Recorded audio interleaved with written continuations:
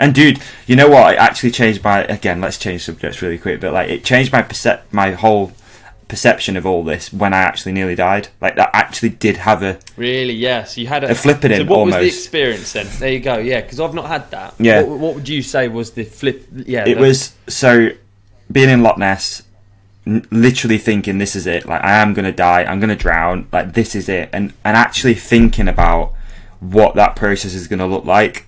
All I could do was laugh. And I think I spoke about that when we did the podcast years ago. All I was doing was just laughing, because I was like, as if this is it, as if the end of this is this, just freezing cold, drowning, like, and no one's ever going to find you because it's so deep. So, like, but I do remember thinking, like, okay, God, it's so dark. How, like, who's going to tell my dad? Who's going to tell my mum? What does the funeral look like if I'm not actually got a body? Like, all these things were actually going through my head, and it really changed, like, a lot of how I just perceive life, actually, after that. Actually having a near-death experience and really thinking, this is it, I am about to die within the next 5 minutes, it did have a lasting effect, I think, because if you think about... And I say a lasting effect, I think it's just, like, I've seen what that process looks like and, like, how it could potentially go down at the end of it and what your brain actually does. My brain just went into hysterics, singing songs, laughing. Like, that's what it was doing. Like, there was a song that I kept repeating, and it's I can't remember the name of the artist now. It's called "Don't Die Today." Finger bus. No, okay. Steps. It was. I'm just like 5, 6, 7, 8, and I just remember singing the song. I was just singing the song, "Don't Die Today," just screaming it, shouting it, waiting to die. Mad as fuck, dude. It's crazy. Fuck, it is mad. Isn't crazy. It? Just waiting to go. Anyway. Yeah, I've given a stupid answer for my what I would actually want to do, but out of respect, I don't know. I think, to be honest, my answer now doesn't matter because I don't plan on going soon.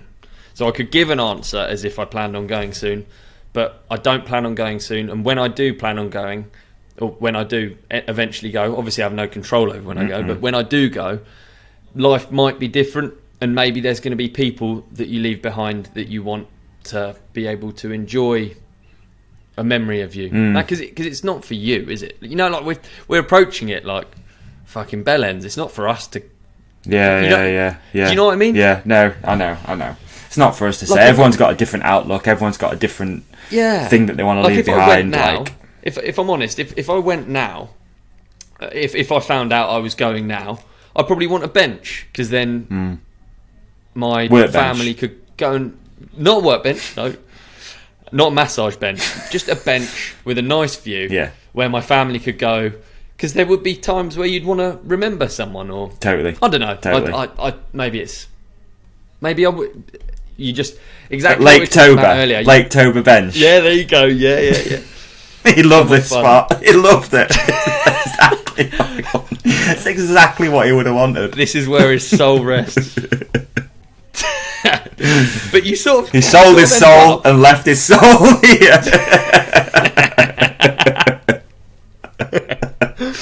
You can't... Do you know what's funny about it is that you sort of do end up reverse engineering, exactly like we talked about earlier with the letters. Yours sincerely, dear, the address. You end up reverse engineering what's already happened, and of course you leave a memorial because it's for the people that you leave behind. And like, you know what I mean? Like, none of it is... It's all happened before. We've had these thoughts before. We're not the first. Everyone's such a... You know, to think that you're truly original is such bollocks, isn't it? You're not. You're just a fucking shitty... I know you feel like it, though, because you've got this sense of not self-awareness, but like what's the word? Like a grandioso feeling of yourself, and that everyone's gonna... The thing is, as well, it's like when things happen like this and people die, whatever. I didn't mean to say whatever then, but like, life does go on, and that's the thing. It's like, that's one thing Emma said about, like, especially the Loch Ness thing. It's like, if you had have died that day, the next day just carries on. Like, I'd just have to deal with it, and life just carries on. The train still drives past here. The neighbours still go to work every day. You know what I mean? The dog still needs feeding. It's like everything just but you're just not here. That's it. I was watching some film. I can't remember what it was. Dark. good though. Yeah. I find it.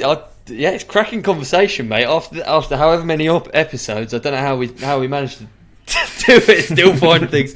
I was watching a movie the other day, and it followed this person. They were being prosecuted for blah blah blah.